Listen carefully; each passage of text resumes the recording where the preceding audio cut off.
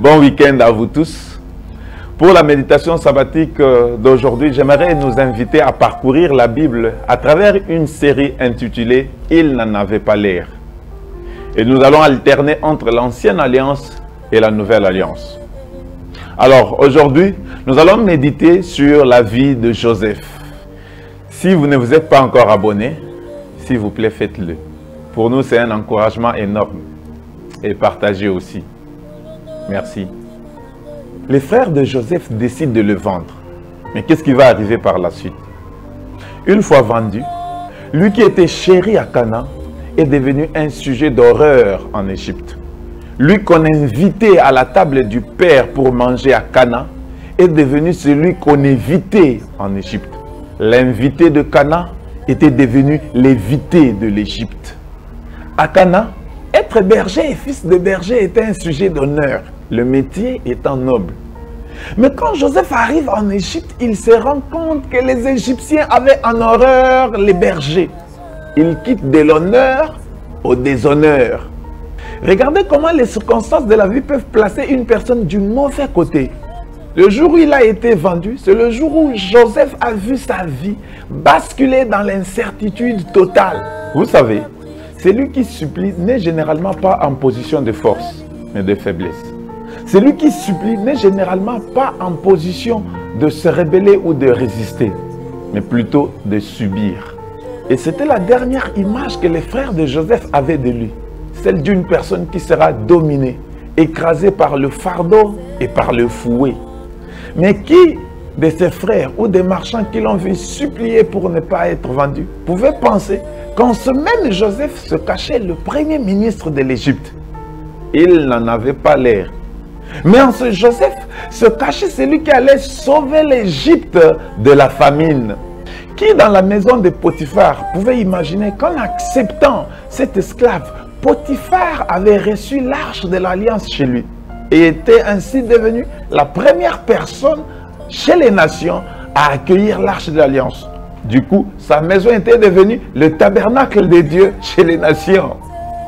Je suis en train de dire que Joseph est la préfiguration ou le type de l'arche de l'alliance.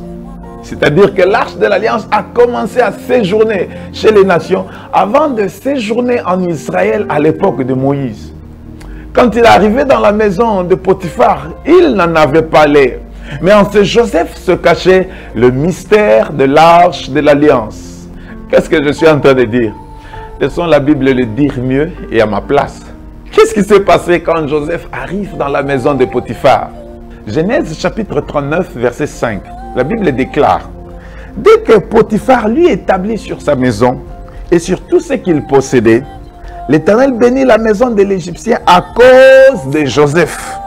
Et la bénédiction de l'Éternel fut sur tout ce qui lui appartenait, soit à la maison, soit au champ. Or, quand nous allons dans 2 Samuel chapitre 6, le verset 11, et la première partie du verset 12, la Bible déclare: l'arche de l'Éternel resta 3 mois dans la maison d'Obed-Édom de Gath.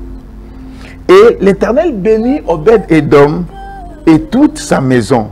On vint dire à David: l'Éternel a béni la maison d'Obed-Édom et tout ce qui est à lui, à cause de l'arche de Dieu. Une parenthèse. Joseph est arrivé dans la maison de Potiphar avec le statut d'esclave.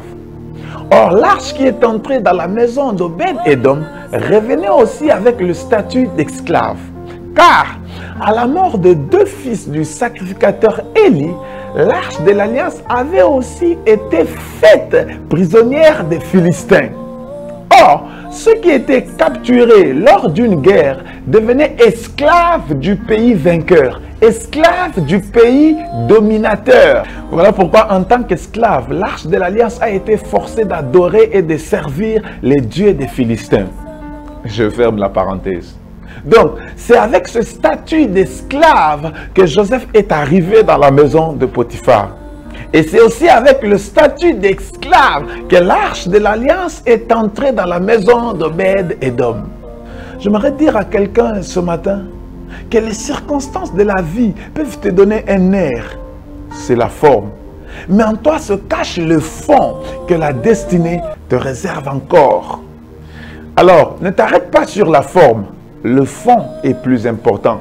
Car le fond porte en lui le germe de la correction de la forme. Alors, nous revenons le samedi prochain pour la deuxième leçon de notre série. N'oubliez pas de vous abonner, de partager au maximum, de commenter ou de nous écrire. Nous allons vous lire. Que le Seigneur vous bénisse. Bye.